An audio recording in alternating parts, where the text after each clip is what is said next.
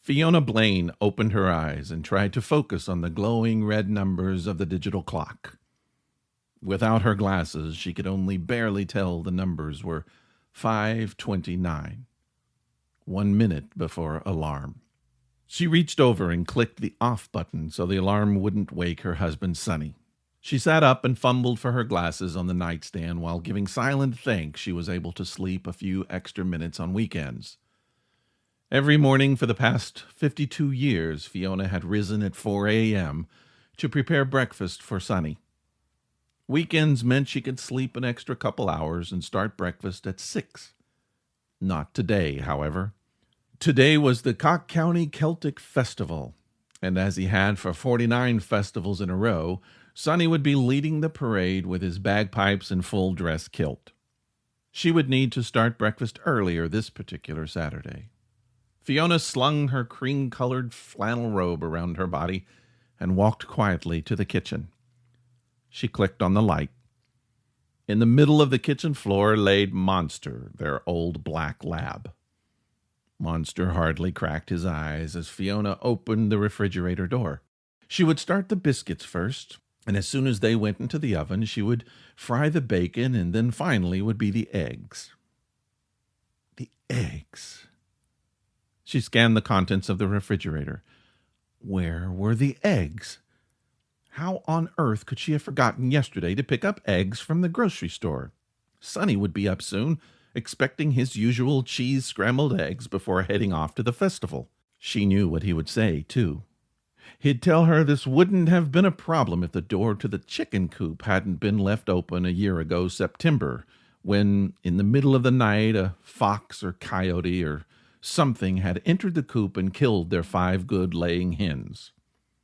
Fiona didn't remember leaving the door open, and Sonny said he certainly never would have done such a thing. It was the biggest quarrel they had had in years, and Sonny finally just said to heck with it, he wasn't replacing the chickens. They'd have to just start buying their eggs in the grocery store like the city people do. And that's what Fiona would have to do this morning. Go to the all-night grocery and pick up a carton of eggs so breakfast would be ready when Sonny awoke. Grabbing her rabbit coat and the keys to the Lincoln, she quietly slipped out the door to the garage.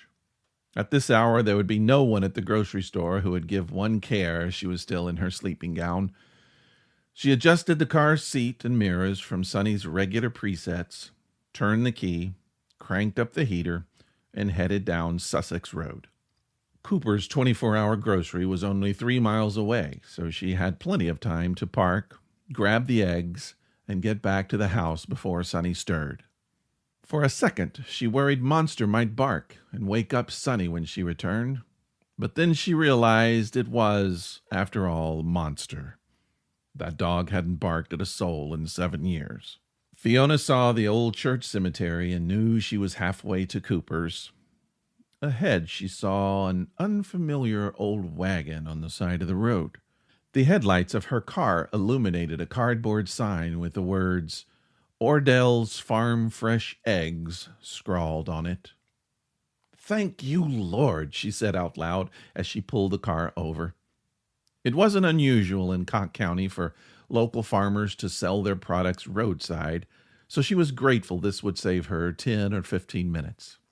The morning blue moon dimly lit the wagon stand with the help of the car's scarlet tail lights. Fiona approached the stand and could just make out the shape of a human figure wrapped in a blanket. "Good morning," she said loudly. "Lordy be, you sure did save my life. I was starting breakfast and realized I forgot my eggs. I'll tell you what, I have never done that before. I don't know what's wrong with my head lately." She looked at the dark blanket and tried to make out a face.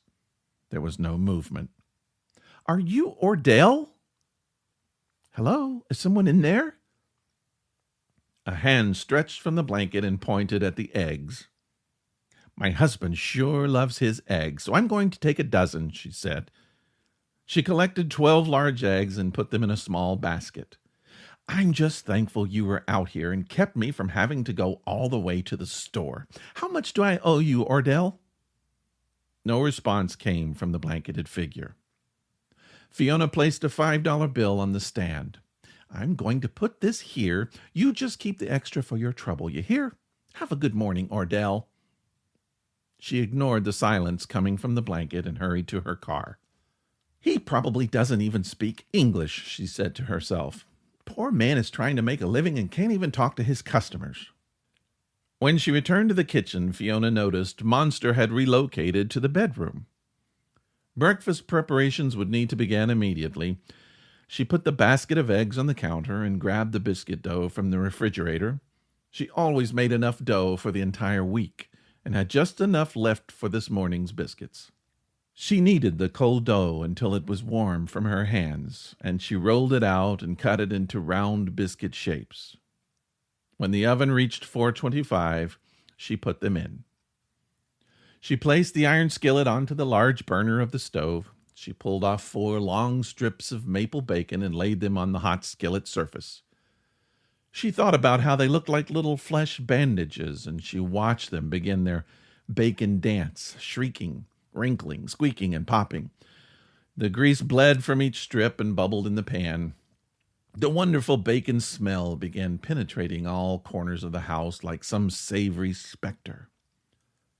She knew it would soon seep into the bedroom and gently wake her husband like no alarm clock could. The strips reached their perfect stage of crispiness, and she placed each one on a paper towel, then carefully poured 3/4 of the pan's liquid into a container marked bacon grease. The remaining oil would provide just enough flavor for Sonny's cheese scrambled eggs. Fiona retrieved the basket of eggs from the counter and a plate from the cabinet. She took biscuits from the oven and placed them on the plate next to the strips of bacon. She sprinkled cheese on the plate as a bed for the upcoming scrambled eggs. Sonny was the only person she'd ever known who liked the cheese on the bottom of the eggs.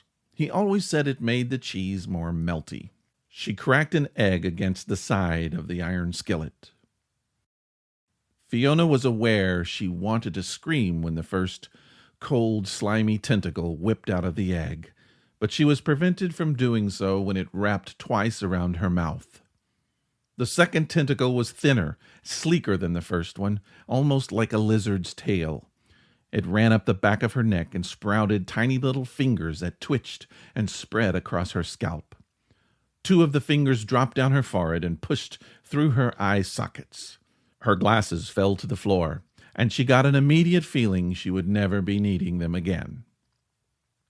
From the eggshell in her left hand plopped what appeared to be a dark, bristly ball of mucus. Without glasses, one might think it looked like an almost developed fertilized egg, an embryonic chick wrapped in a yolk sac. But without glasses, one wouldn't be able to see the veins and filament and pulsating fluid that in just a few seconds had pushed the miry mass to 3 times its original size. Fiona slumped over the stove. Her consciousness began to fade, and all she could think about was, where is Monster? Why doesn't Monster hear any of this noise and come running to the rescue? Then she realized it was, after all, Monster. That dog hadn't heard a single noise for the past 5 years. A large cord burst from the egg mass and pierced Fiona's chest. It injected a yellowish liquid into her heart and pumped the liquid throughout her entire body. Almost instantly, her body melted and exploded into a glob of golden bio-goo, which coated the cabinets, the iron skillet, and the front of the oven. The egg mass and all its extremities liquefied with the goo it had created and dissolved. Monster entered the kitchen. He had intended to sleep on the warm kitchen tile, but he noticed something dripping from the oven.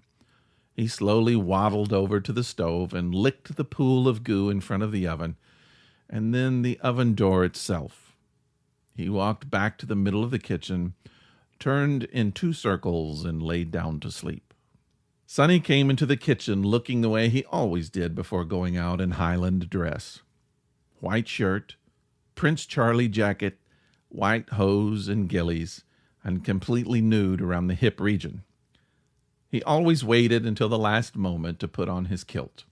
He would usually sneak up behind Fiona and give her a hug, and she'd reach around and give his bare behind a squeeze.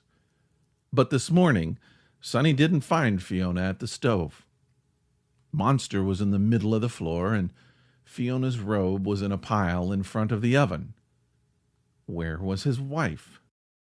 He looked in the living room and the second bathroom with no clues to her whereabouts.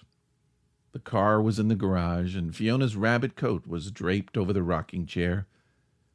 He thought maybe she had gone out for a morning walk, as she would sometimes do. That's probably what she was doing last year when she left open the door to the chicken coop, he muttered to himself. Or maybe she just went to the end of the driveway to get the mail or the morning paper. At any rate, he was confident Fiona would return at any moment. Sonny went to the stove and saw the plate of warm biscuits, crispy bacon, and tasty cheese. He stirred the contents of the iron skillet and from there dished out fluffy yellow eggs onto his plate. He sat down at the table in his full regimental state and gave a silent prayer of thanks for the food before him. He scooped a heap of cheesy scrambled eggs onto his biscuit. The cheese was all melty, exactly the way he liked it, and the eggs seemed fluffier and sweeter than usual. Fiona had outdone herself this morning, he thought.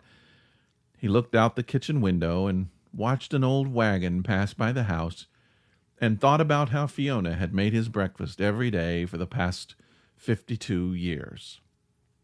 This morning, he thought, may have been the best he had ever had.